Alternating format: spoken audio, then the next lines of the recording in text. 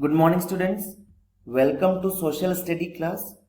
Today we will talk about map of France, triangular slave trade and abolition of slavery.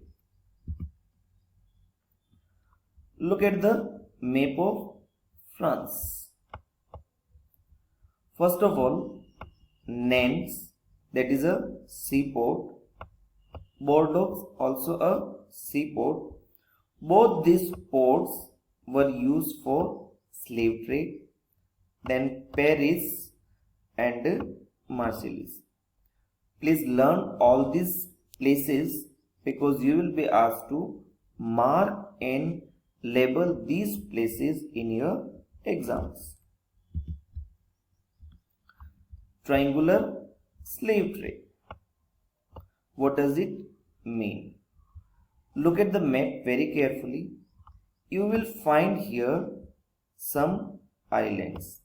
These islands are known as the Caribbean islands. Most of these islands were the colonies of the European powers. And in these islands there were large farms known as states, and these farms were used to grow the commercial crops like tobacco, indigo, sugar and coffee. Out of these islands, there were three islands which were under the occupation of France. They were Martinique, Guadeloupe and Saint Domingue. So these colonies of France, they were the important supplier of these products. But the problem with the European countries was that none of the European wanted to go and settle down in these colonies and to work there. And this thing gave rise to slave trade. What the French merchants did, they sailed from Nantes and Bordeaux. About these ports we discussed in the previous slides. From this, they sailed to the African coast. In the African coast, there were some local chieftains, and these local chieftains used to sell the slaves or the black Negroes to the French merchants. Means they used to purchase the black people from there. Then these black Negroes were branded and shackled, and they were pegged tightly into ships. Means they were tied in chains, and maximum number of slaves which they could fit in any ship, they used to fit them.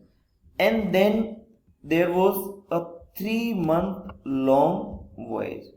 So means it took from here to here, it took 3 months. And then they used to reach here. There were slave markets, and in these slave markets, these slaves were sold, and then these merchants used to take the products like sugar, coffee, tobacco, indigo, etc., and then they used to come back to their home country. So in this way they formed a triangle, and that's why we call it a triangular slave trade. How this triangular slave trade come to an end? That's what we call the abolition of slavery. The Constitution of 1791 provided rights to the citizens. But there were debates over it whether these rights should be extended to the people, also those who are living in the French colonies.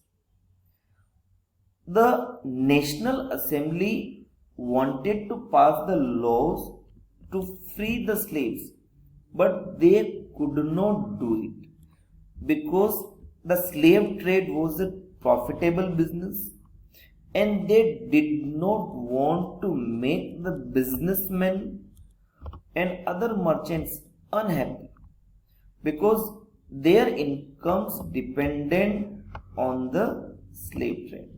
So the National Assembly did not take any action to free up the slaves. Then, in 1792, the convention was formed, and this convention in 1794 freed all the slaves. So the credit of freeing the slaves goes to the convention. But 10 years later, again the Napoleon Bonaparte come into power. He was a dictator and he again reintroduced slavery. Finally, slavery was abolished in the year 1848. We end up our session here only. Thank you and have a nice day.